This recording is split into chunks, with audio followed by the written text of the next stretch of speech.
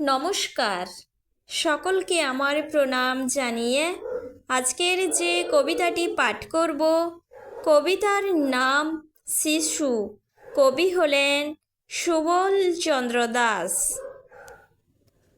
ভূমিষ্ঠ হয়ে কান্না আমার ছিল প্রধান অস্ত্র, ছিল না মোর নকশা কাঁটা পরনে এই বস্ত্র।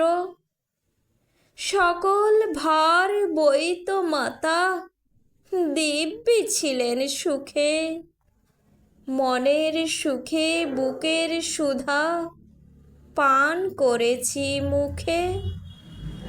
বিপদ বাধা ছিল না কিছু, কোলেতে সদা ঠাঁই, সব হারানো কোথায় কবে, এখন কেহ নাই।